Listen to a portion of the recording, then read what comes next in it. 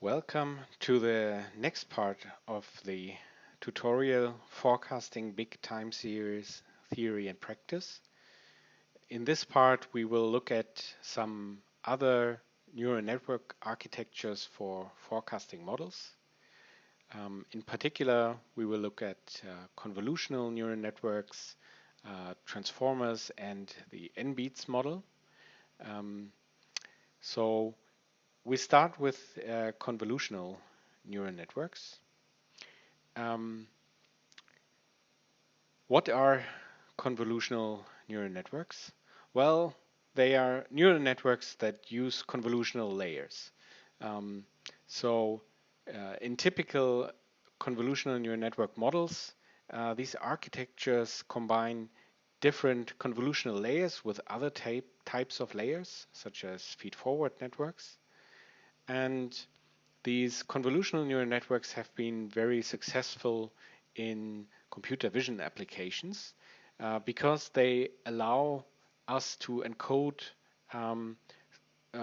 spatial invariants, which are important for images, and this allows us to use much fewer parameters than you would use otherwise with a feed-forward neural network. And similarly, for one-dimensional problems, so for time series models, you can use convolutions, one-dimensional convolutions, which then encode temporal invariants. So this means when we shift the time series by a certain way and by a certain number of units, then these convolutions preserve the output essentially. And this is what an expectation that we often have. And in the same sense as for these images, this reduces the number of parameters that the model has to learn and allows us to learn better models essentially. So let us look at how these convolutional layers work in detail. So here we have a sequence of values, which would be our time series, and the convolutions work by just combining these observations in a linear way. So we just use a linear combination of these inputs. So in this case, we have three values that we combine. So this is what we refer to as kernel width 3. And we just create a linear combination as the output. So here you see this is just a linear mapping. And what the model will learn are these weights. It is often here important that, for instance, for the first input, we may not yet have enough values from the target sequence, depending on how much into the future we want to predict. And so sometimes it's necessary to include padding. So here we may pad with 0 values, but you could also pad with other types of values or have a separate indicator, separate variable that indicates this padding and gives that as a variable to the model. So let's look at a bit more detail how these convolutions look like for forecasting models. There are two types of convolutions in one dimension. One is non-causal convolutions, which means we combine these values here using these linear weights into our output. And the output index corresponds to the same time index as the input. So this could be used to smoothen the signal or for some other models. But in forecasting applications, we're often interested in predicting the next value. And then this is what we call a causal convolution. So here the causality means we only take information before the current time point into account for this output in the future. So this is the causal part of that. So as I mentioned before, convolutions here and are kind of shift invariant, and how this works becomes clear when we look at how the convolutions are applied to a whole sequence. So here we start off with just the padding values. So we have 3 padding values which are all 0. We have these weights, and here the output would also be 0 in this case. And then for the next value that we want to compute, this convolution kernel is shifted by 1 time point. So now we combine these 3 values to compute this output value, and so on and so on. So in this manner, we just shift the convolutions 1 step ahead to compute the next time point. What is important here is that these weights are the same during this whole process. So this is what makes a convolution different from a feed-forward model. We could also have a feed-forward model which would just combine these inputs, but then these weights would not be the same at each time step. And this immediately shows how convolutions reduce the number of parameters and at the same time encode this shift invariance that is important for time series models.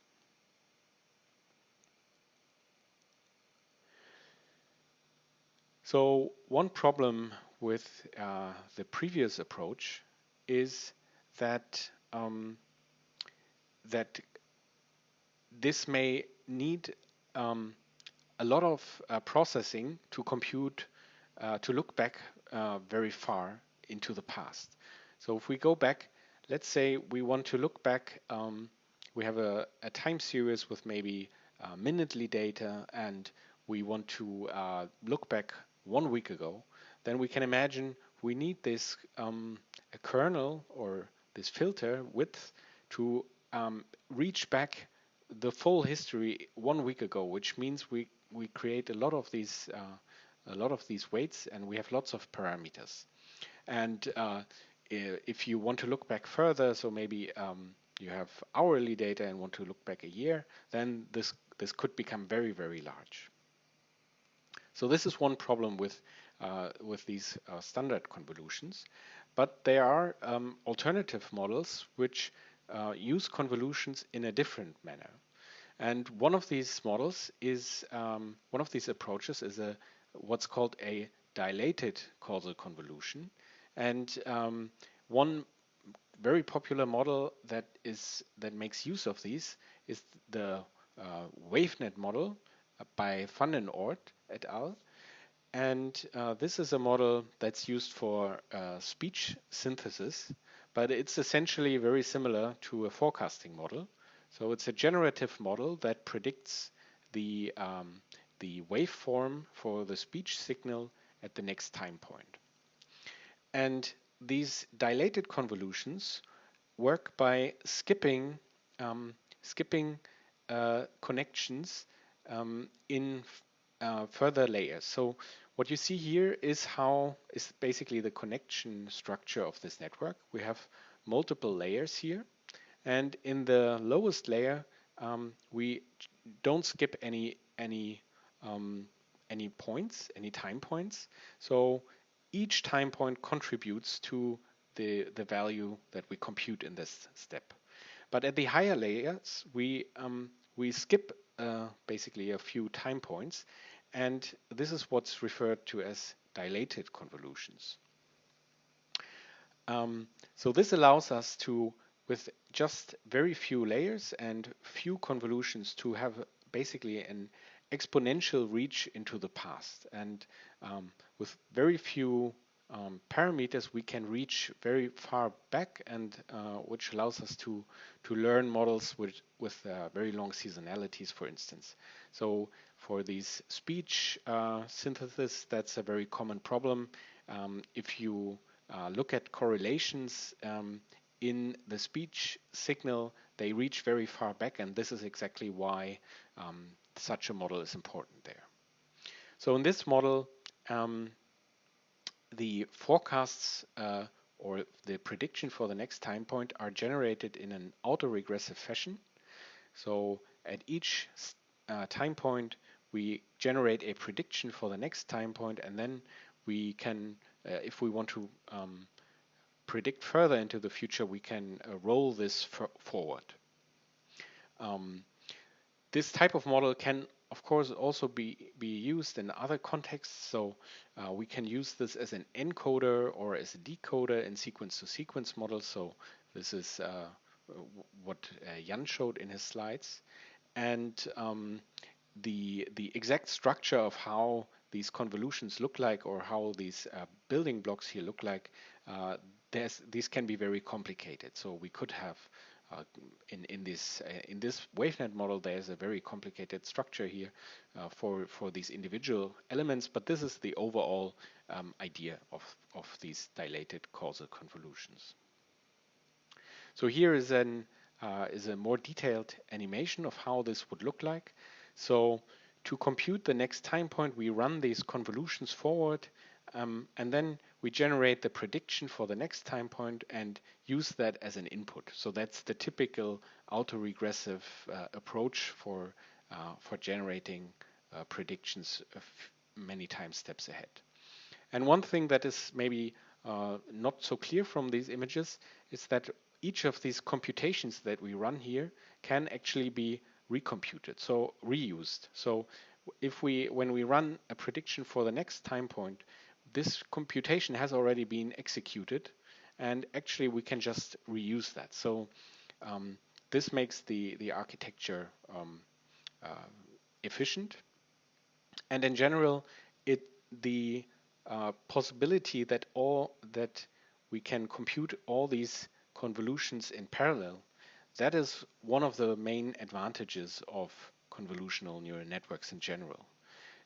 If you think back about the RNN structure, this is a completely sequential approach where to compute the next time point, we actually have to run the previous time point, the computation for that, and we have to wait for that to finish before we can compute anything else.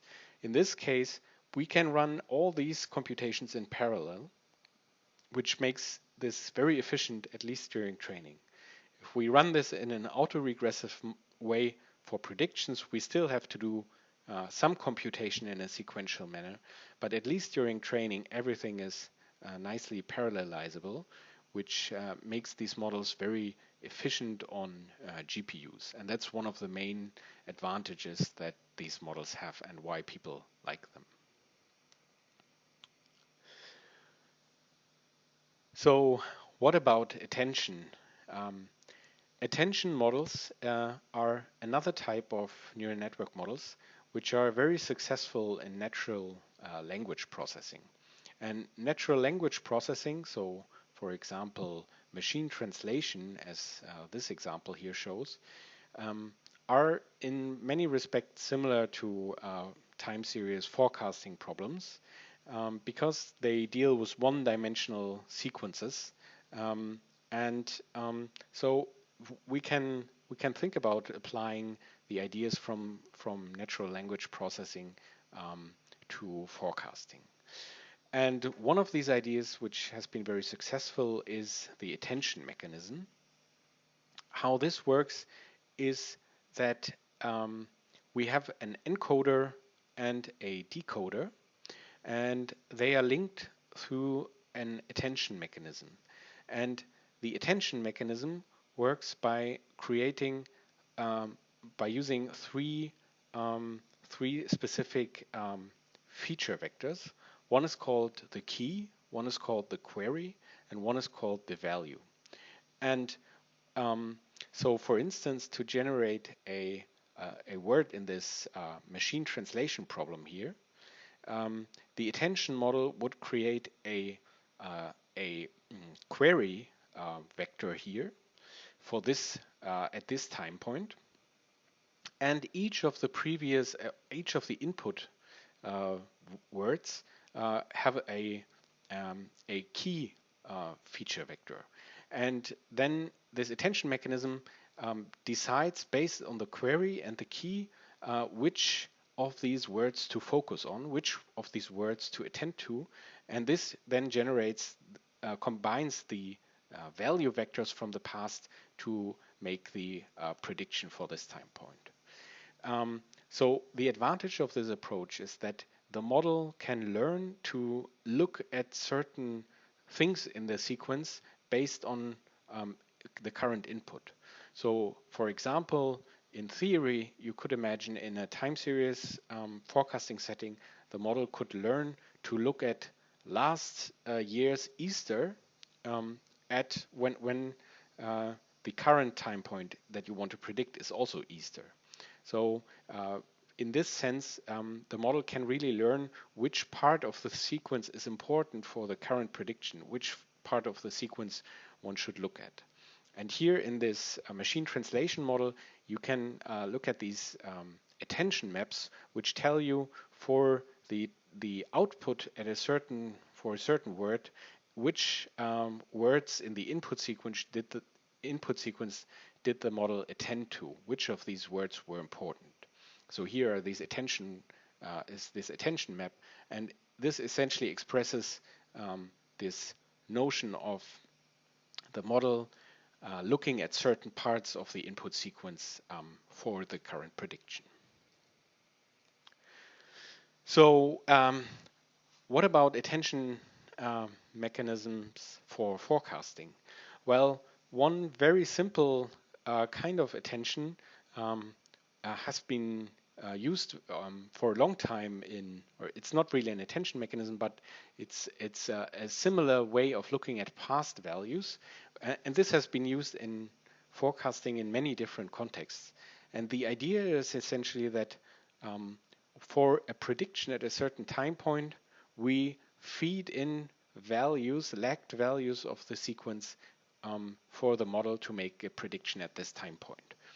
And the reason why this works often in time series problems and in forecasting problems is that we usually know which values will be important because we know the seasonalities of the time series.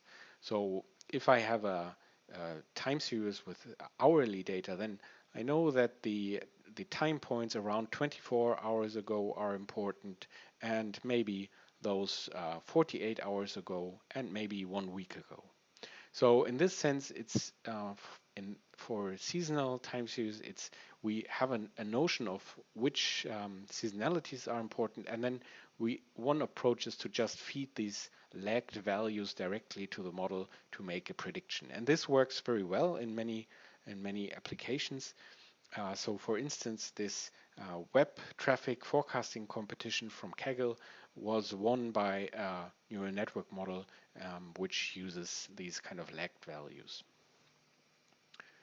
So in this sense, you can argue an attention mechanism is maybe more powerful, but if you already know the seasonalities and if you already know which seasonalities are important, it's maybe the advantage is maybe not that large.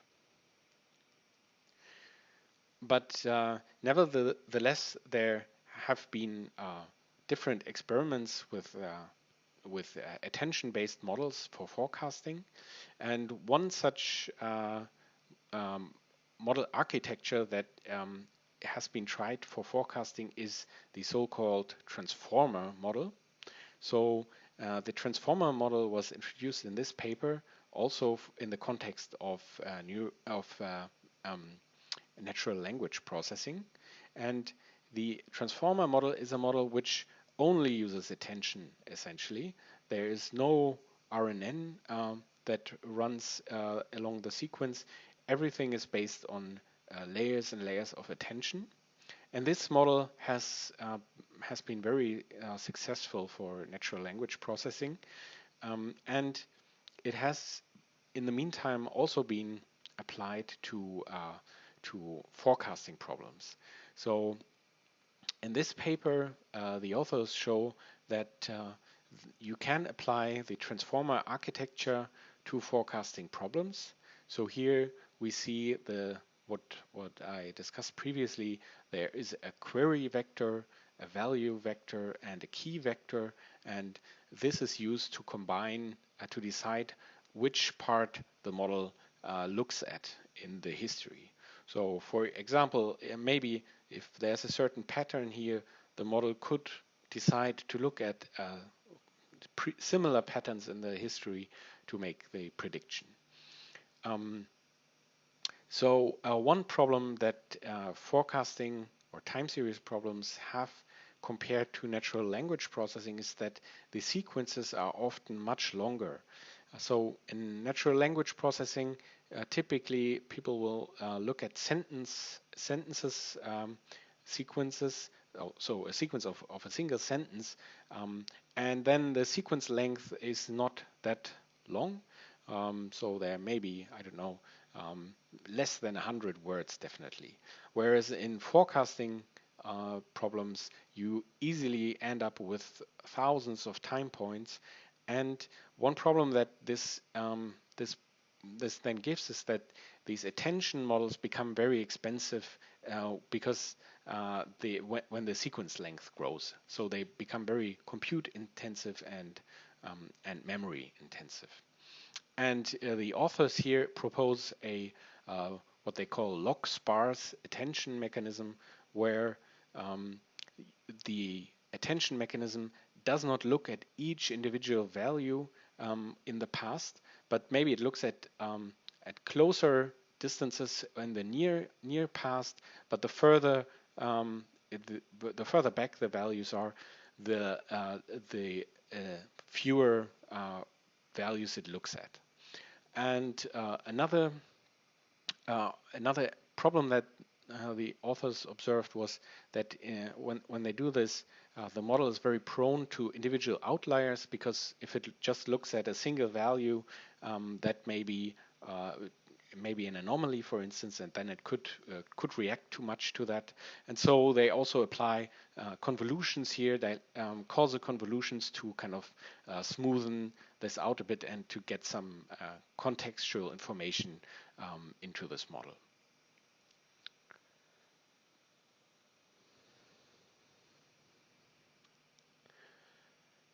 Another approach that has recently been proposed in this paper is a different approach. This is the so-called N-beats model, and this model uses a basis expansion analysis to generate forecasts. So this is an interesting model. What the model does is it creates so-called backcasts and forecasts. So at each time point, it tries to express the history of the time series in terms of some basis functions. So these could be polynomials or Fourier features. So it does basically a decomposition of the time series into some basis function, and then it handles these, it just expresses this whole history in terms of basis coefficients. And so this look back period here, where the backcast is generated, essentially the model tries to express the history in terms of these basis functions, and then predict the basis function or the coefficients for the future. So this is how this looks like. And another interesting approach here is that it applies kind of a stack of residual models to do that. So the first model would kind of predict, get the input of the time series and handle that, and then whatever this backcast and forecast look like, the backcast will be subtracted from the actual sequence to leave kind of an error signal or in this look back period, and this is then the input to the next layer. And so the next layer does the same thing. It tries to express the look-back period, the time series in this window via this basis function expansion, and again the residual, so the error signal is propagated further. On the for the output, all these forecasts are then kind of summed up to give a general combination of all these individual forecasts or of these residuals. And in addition, the authors also apply an ensemble of these models. So this uses basically not just one of these models, but many. And by doing so, of course, ensembling can always improve the accuracy. And the authors observe that in the M4 forecasting competition, most of the methods that scored high were ensemble methods, and so their approach to this is basically to build an ensemble of these neural networks. One maybe also interesting comment here is that these residual blocks allow the model to have many layers.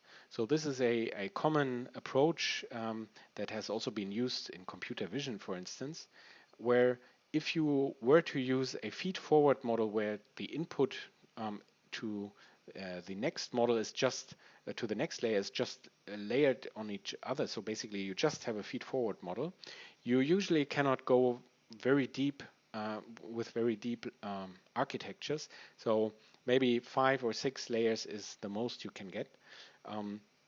The problem is that the gradients from the loss function that you compute have to propagate through the entire stack, and this makes it very hard to train these deep architectures.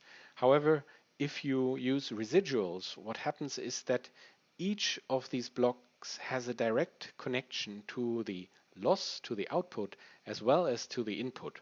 So they all get a direct gradient, and that makes it much easier to train deep architectures. So, and in this NBeats model, I think the authors have up to 150 layers here, which would be impossible to train with simple feed-forward models.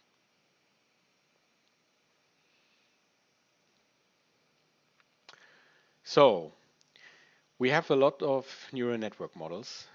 So the question is maybe when to use what for which types of time series. So this is still an open research problem in general. But maybe the current status could be summed up as follows. So MLP, so just feed-forward models, are robust baseline models, but they often need feature engineering to work. But then, if you have the right features engineered, they can give very good accuracies. RNNs are the de facto standard models for sequences. They, however, have some downsides. In particular, sometimes the training can be tricky, and they are not as efficient as other model types during training because they cannot make use of GPUs for parallelization as much as CNNs can do. So some research in neural networks basically advocates that convolutional neural networks are as accurate as RNNs on many tasks, but are more efficient. And the whole field is basically to some extent moving from RNNs to CNNs because of the efficiencies, but for many use cases, RNNs are still very competitive.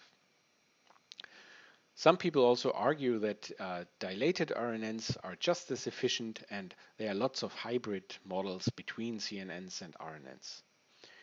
These transformer-based models that I showed before are also promising models, and yeah, I think there will be probably some more interesting research in this area.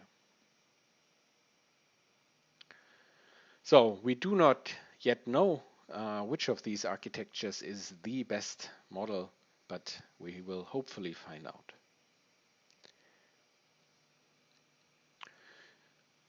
So these modern neural network models look great and seem to solve all our problems, but there are still cases where these models really are not well suited for.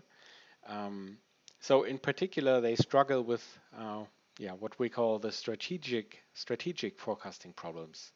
So for example, if we want to predict the overall Amazon retail demand years into the future, this is not a forecasting problem where we can use large amounts of data to generate forecasts.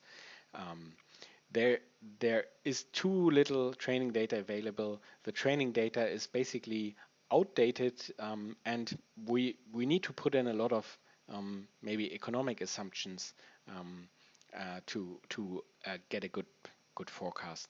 And in these sorts of applications where you just have one time series that you want to predict, and maybe you care about this time series a lot, classical forecasting models are often much better, just because there's so little data, and if you care about the time series, you can invest a lot of time into tuning your models on this time series. Where the neural network models really shine are kind of these operational forecasting problems. So these are problems where we have lots and lots of time series available. So for example, let's say we want to predict the demand for each product available at Amazon.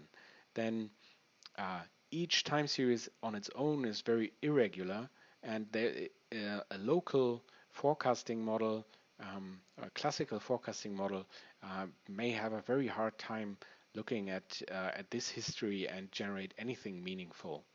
Whereas neural network models or other models that make use of these many time series, they can essentially learn that when a time series, when a product starts and has this type of history, maybe when Christmas is coming, there will be a peak, and this is typically how demand evolves. So this is where these type of models really shine, where you have lots and lots of data of similar things, similar time series that you want to predict. Then the models can learn across all these time series how predictions, how to predict a single time series well. So thank you for listening to this part, and I hope you enjoy the next part. Thank you.